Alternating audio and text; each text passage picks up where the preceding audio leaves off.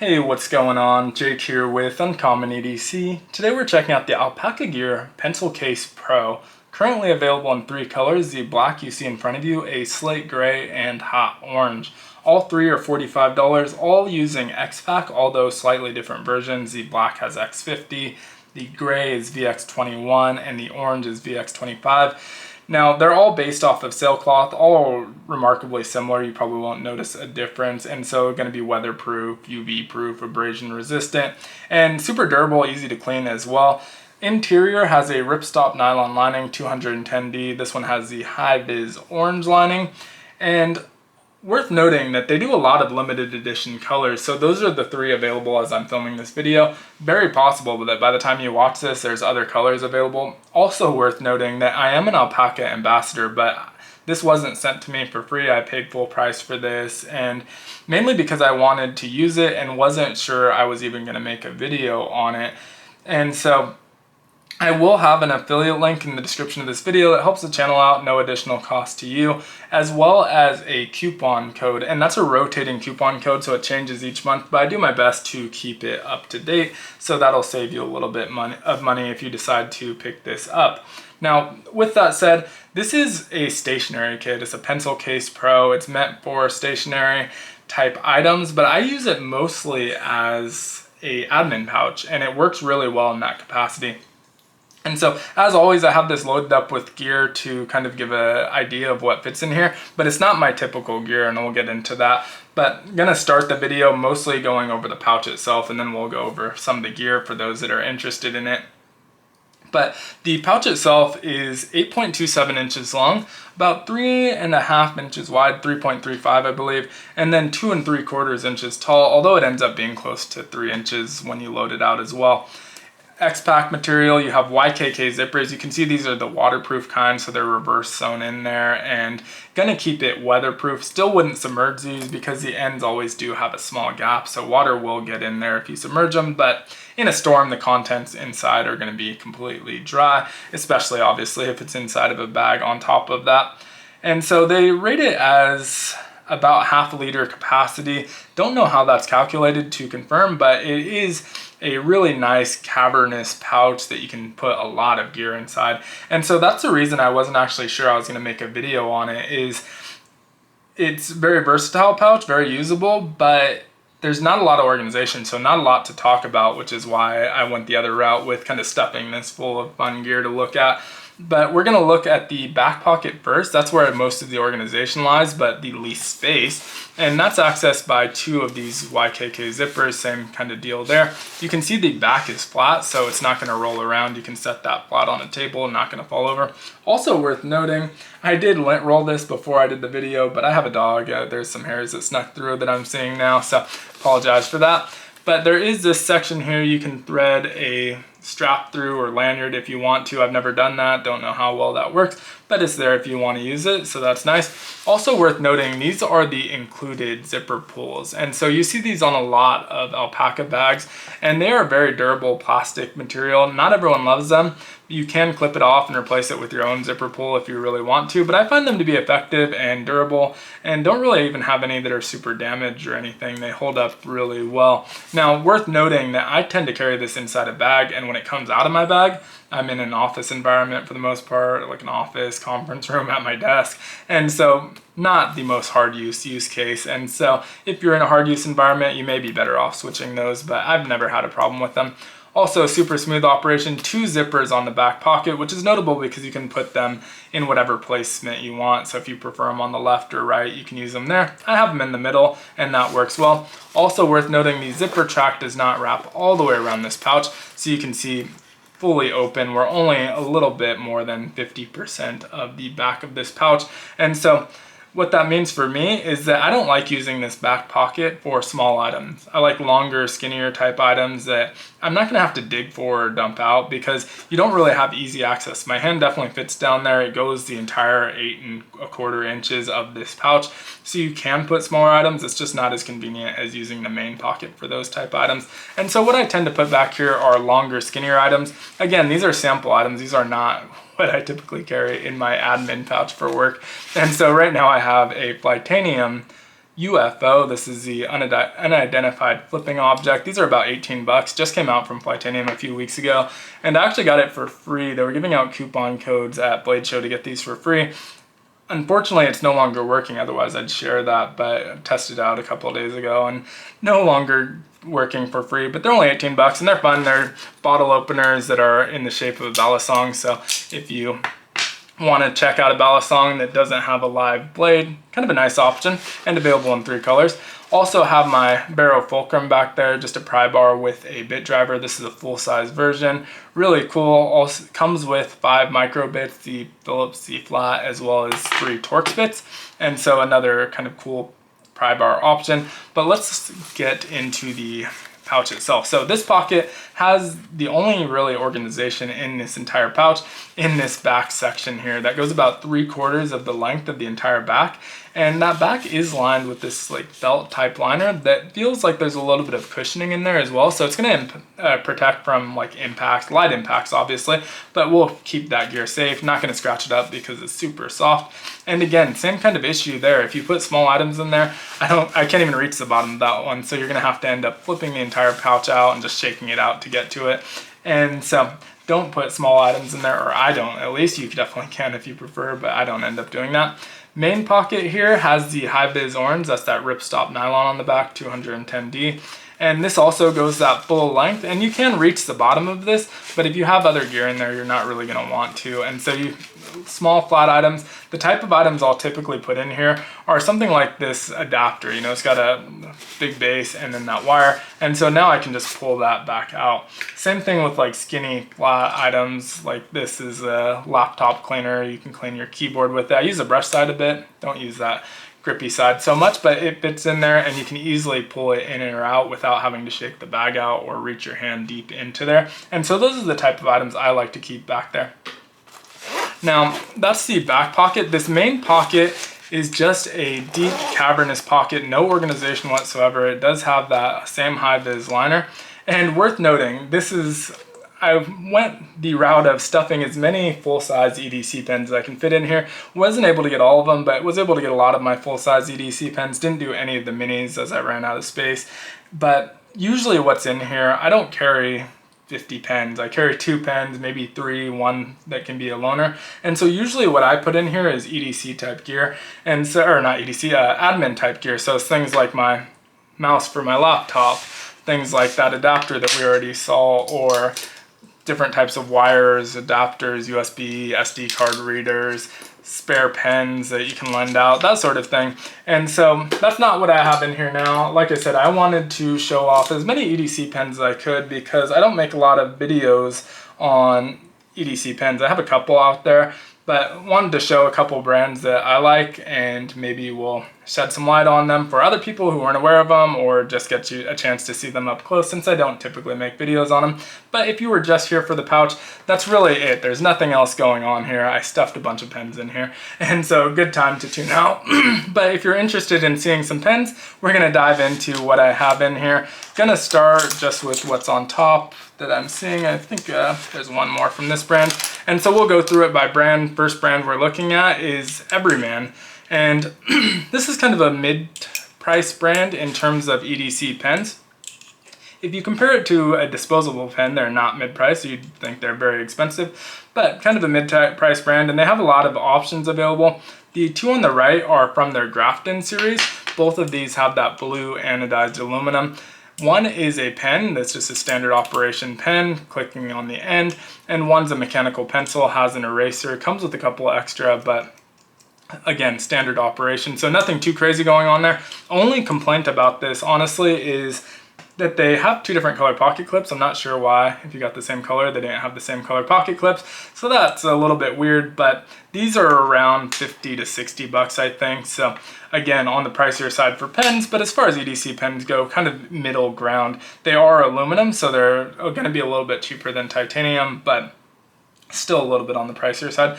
Now this one is their brass twist, and this one is almost always having some sort of sale, buy one get one half off, or half price in general. And so I got this for 29 bucks, and that's a pretty normal price for this one. And I actually prefer this over the Grafton. It has a little bit of weightiness that you get with that brass that makes it feel a lot more premium, even though we're using that same insert. Also worth noting, with a lot of these EDC pens, they can utilize different types of inserts. So if the one that comes in it isn't your speed, you can switch it out. But usually they'll have a listing where it shows which ones they're compatible with. And even sometimes there's ones that they're not compatible with that you can make them compatible with by doing a little bit of DIY. Usually just involves clipping off the end of that insert. But those are my 3 from Everyman. They're pretty cool brand overall. I think they're really nice quality and nice kind of mid price point, a lot of variety. They do a lot of really bright colors on those aluminums as well. I don't know that they do any of like the super premium like zirconium or titanium even, but again, kind of middle of the road as far as price goes. Next up, let's look at probably the cheapest ones we're gonna look at, and that is from Crush Metric. Now these ones are some of my favorites because they're cheap. And again, even compared to disposable, they're not so expensive. You can get these for about 10 bucks or so, and even cheaper if you buy them in a bundle, which is how I usually buy them. They make really nice gifts, and they're just cool and interesting. People ask about them. It's a nice conversation starter. And so I have 2 of the 3 colors here. I have a third, well, I don't actually have it. My wife has it, but have given away the other versions of that one. So you have the silver and white, the blacked out, which is the newest version, and then there's like a unicorn mermaid type color where it's like the rainbow color depending on how the light hits it. But what makes these so cool is when you deploy the ink from these, the entire body crushes, hence the name Crush Metric, and turns into this like pyramid pattern. It's just interesting to look at. You can do it quickly, you can do it slowly and kind of see it happening in slow motion, and it's just a fun pen. They're not super expensive. I don't think they take any other sort of insert. They're basically disposable, just a little bit more expensive than your typical disposable. But I think they're very cool, very interesting, and can't beat that price point in terms of an EDC pen. And so here's the black one, same deal, but I like this one. This is probably my favorite one, the newest release from them. And so we'll put those down here and get into our next company, which looks like it's gonna be SoulBuilt. So I only have one SoulBuilt Marksmith, but this is a very cool one. This is one of the few that I actually have a dedicated video on. You can see it has the channel name on there. This is made out of titanium, made in the US, and I have the DLC coated, although you can get a plain titanium version as well. The cool thing about these, one, it's bolt action, and instead of a typical bolt, the entire pocket clip is acting as your bolt action mechanism. So you can see the SoulBuilt logo there, and then when I push it down, it switches over to the Marksmith, and really smooth action on that, super satisfying. But you can see this is a little bit on the thicker side compared to the other pens we've looked at so far. And that's because this actually takes Sharpie inserts, and you can also put highlighters in there. And so all of the rest are pens or pencils so far. This one's actually a permanent marker insert. It does have an adapter that you can use for pens, and I do have that. It gives you the option of probably adding 30 to 50 somewhere in there, different inserts. But I prefer the permanent marker and highlighter just because I don't have as much of that. And so this is a very cool version, also available in Stonewash. You don't have to get your name or channel or anything etched on there. I went that route. I think it adds a couple bucks, but nothing too crazy. Now that one is a pricier option. I think between $100 and $120 or so, but you're getting titanium, American made, and just a very cool and unique thing. So like that one a lot actually. And so let's use that to segue into the only other Sharpie or permanent marker in this video. This is from Cycom. This is their Signator, and it's not actually a marker. It's a regular Sharpie, but it's a case that carries that Sharpie. And so once you're done, you can pull this out, swap it for another Sharpie. No big deal, and easy to switch, readily available. You can just go to any stationery store or big box store and grab a Sharpie. They're readily available. And so these are very cool. Also available in a mini version called the Signator Junior. Now I didn't put any of my mini pens in here because they wouldn't fit, but I do have that one as well. I like the teardrop pattern on it. It's made out of titanium and around $60, I think, if I remember correctly. The Signator Junior is obviously a little bit cheaper, but this version's around $60. Now, sticking with Cycom, I have a mechanical pencil called the Titan Draft. Just showed this in a video this week. I just picked this one up, but it uses 2mm graphite lead in there and no eraser on this one, so you have to provide your own eraser, but really cool milling pattern, also titanium, and only $40. So don't know of any other titanium mechanical pencil in that price point. So obviously titanium is a little bit more expensive, so that seems like a really good price on that. If you do know of a titanium mechanical pencil for cheaper, I'd definitely be interested in checking it out, so let me know in the comments. But let's move on. I'm going to move our pouch completely out of the way here, so definitely diving off the deep end into pens here. We'll go with the Bastion bolt action pen. Now this is the aluminum version. They do work with some more exotic materials like titanium, but also zirconium, and those can get pretty pricey. But this aluminum version is in a pretty affordable price point. It's bolt action as well. That one is nice and smooth. And really cool color on this one. I believe I paid around $40 or so for this. I've had this one for a while. It was one of the earlier EDC pens I had picked up. And so it's definitely in that reasonable price point depending on what material you go with. Once you get into zirconium, no matter what brand you get, you're gonna end up spending a lot on. So that's probably a lot more pricey, but I haven't looked deeply into that one.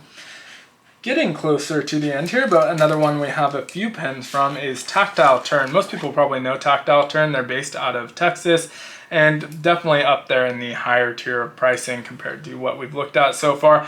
First one that I got was their bolt action titanium. This one's around $99 and was my first expensive EDC pen. Up until that point, I would have told you I'd never pay $100 for a pen, but since then I've done it several times, and so kind of the straw that broke the camel's back there, whether that's a good thing or a bad thing, I don't know, but these take tons and tons of refills. There's a bunch of different ones that you can get for it. Also comes in 3 different sizes, the standard, the mini, and the shorty or something like that, and so available in 3 different sizes. This one is kind of their most simple model, but still use this one quite a bit, and again takes a ton of different inserts. You can probably not even tell where that seam is because of the milling pattern. It goes sideways on here. That seam is hidden very well.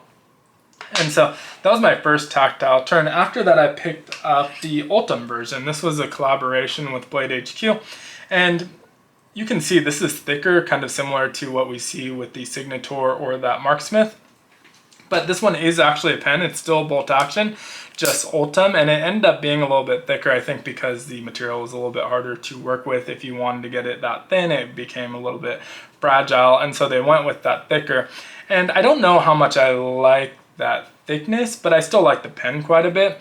It feels, because it's thick and lightweight, it doesn't feel as premium as that titanium version, but it's still a great pen. I think they're using the same insert, but the experience is a lot different. Same thing with those Everymans, that brass, the weightiness to it, even though they have the same insert, I like the brass version better than the Grafton, so something worth noting. Now the last Tactile Turn is a different style. Both those were bolt action. This is the side click version, and one of their seasonal releases, actually one of the recent seasonal releases, I believe it's called the Reset, and you can see it has the reset button on the side. This is actually the Reverso. This was a Blade Show Atlanta exclusive for 2023. Was around $150, so the priciest one that we're going to see today. But the good thing about these seasonal releases with Tactile Turn is they do retain their value and often increase in value. I think I've seen these. I have the original box and coin that goes with it, going for probably triple what I paid for it. And so they do retain their value quite well, although it's just sitting in a pen drawer with the rest of these and gets used just like the rest of them. I have no intention of selling this, but you can see you can click the back to deploy that ink just like a regular pen, but clicking it again doesn't do anything. It stays deployed, so you have to hit this reset button to retract the ink. And I think it's very cool. I like the look of it quite a bit. That's what really drew me into it, and writes just as well as the other pens. One of my favorite pens, actually. And so getting near the end of our list, we have a lot of individual pens from random brands. So this first one is the Dingo Ultim pen. I believe this is called something like the P001 or something. It's a model number, not a name, so I never remember what it is. But in any event, a much cheaper option if you want an Ultim pen. This was around, I think, 30 or 40 bucks when I bought it. Now, no pocket clip on this one, although you can put a lanyard hole. But it has a stand, so you can just stand it up on its end, which reminds me of a pen I didn't include in here, maybe I'll grab. But you can stand it up on its end, but if you put it on its side, it can roll away. And you can just remove that from its cap. That doesn't sit back in there and nest in there because the end's a little bit wider than the tip. And so I don't love that about it, but I do like that you can stand it up, and it's Ultim and decent insert. Not necessarily my favorite, but the price is right, and it's a cool pen in its own right. So that's a cool one. They have a few different pens, so there's some others that maybe I'd prefer a little bit more, but that one's decent as well. Now, really getting down to just kind of one per brand, we have the CRKT. I believe this is called the Tech Liner, and I'll be completely honest, I hate this pen. It has a magnetic tip on here that sometimes falls off, sometimes doesn't. It's responsible for the ink that's all over my hand in this video because that tip is just a mess, and it does magnet on there, which is kind of fun and fidgety, but just overall doesn't write that well, and the cap doesn't stay on if it's not sitting in a dedicated pen pocket. If it's just floating around, that'll fall off from time to time. And available in a few new colors now. It may have gotten better. This is one of the earlier ones, so maybe it's better. It has a pocket clip, but just not a huge fan of that one, but figured I'd include it anyway because I don't like it doesn't mean other people won't. And 3 more. We're almost there. This one is the I don't remember the name and I can't read it right now, but I think this one's actually discontinued anyway. Bolt action, that Blurple titanium, which looks really cool. I like the pocket clip, the shape of this one quite a bit. The bolt action on it is a little bit clumsy. It tends to get caught up in the middle here. You can see it right here. It tends to get caught up there, so a little bit clumsier than the others. The write's fine. I don't know the details on the inserts of this one. Maybe it's listed somewhere, but since the pen's discontinued, it might be hard to find now. Glass breaker on the end as well. I like the look of it, and these are relatively cheap. That's the nice thing about getting it from these knife brands, is they're making some cool designs that aren't super expensive. I think the Tech Liner is probably around the $25 to $30 mark. This one was probably around the $40 mark, but I got it on clearance after it got discontinued for like 15 or 16 bucks, so didn't pay a whole lot for that. Next is a newer one from Right in the Rain. This is their mechanical pencil. The OD13 takes 1.3 millimeter lead, does have an eraser on this one as well. And really nice pattern, milling pattern on that grip, and so super grippy.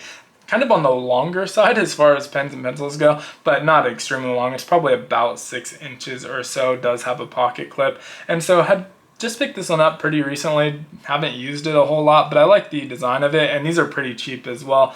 I don't remember the exact pricing, but I feel like it was around $25 or so. And so I'll put a link to all of these in the description if they're still available. They mostly are, with a couple exceptions. And then this last one, I don't know if it's available online. I got it from a local show, but hoping that it is, and I will link to it if it is. This is from Unlimited Blade Works. It's a local knife shop to me in Anaheim, and this is made out of bronze. There's also a brass finish one, but bolt action, and this was only $20. He had these made for his shop and sells them there. Only $20, but super high quality, nice weight to them. The bronze has this kind of antique finish to it. The brass is more of a raw finish, similar to the brass twist that we see from Everyman.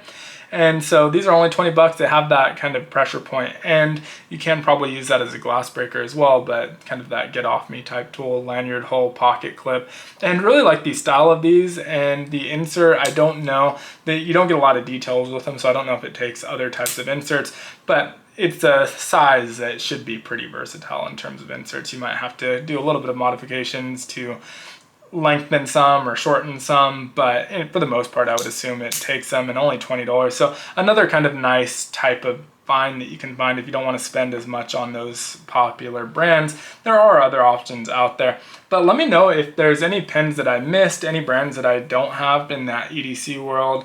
You know, it was one of those things where I didn't like spending a lot of money, but honestly, this is one of the things that I use most in my EDC. If I'm meeting up with clients, I always have this type of pen in my pocket because they look a little bit nicer, and I use these type of pens because they're satisfying. At my desk, they'll just be sitting there and I use them. I actually should grab one more. I'm kind of sitting in a weird spot recording today. So this one is from Refine, and I didn't put it in the bag because I forgot about it because it's separate from the rest, but kind of a cool pen. This is their gunmetal gray pattern.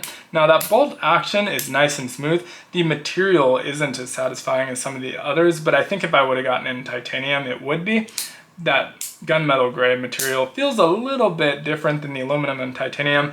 Don't love it, but it still feels really good in the hand. It still writes really well, and I use this one a lot because it has the stand. And so you can see I have a matching stand here. And the stand is fun for meetings because the base spins, and so it doubles as kind of a fidget while you're sitting in meetings. See that Refine logo on the bottom. And so this is a pretty cool one as well. These are kind of mid-price. With that stand, it ends up being probably close to $100. So I think I got it on sale also, so I didn't pay quite that much, but it is a little bit on the pricier side. I'm probably gonna pick up another one of these though in titanium instead. And so that's everything. Let me know what you think of the pouch in the comments. Let me know pen suggestions if you have any others that I should check out. Obviously, I prefer kind of that mid-price point, but I will venture outside of that occasionally for the right pen. But thanks so much for watching. This ended up being an extremely long one, so apologies for that. But be sure to like, comment, subscribe, and hit the notification button if you enjoyed this video. And as always, I hope you have a great one. Take care.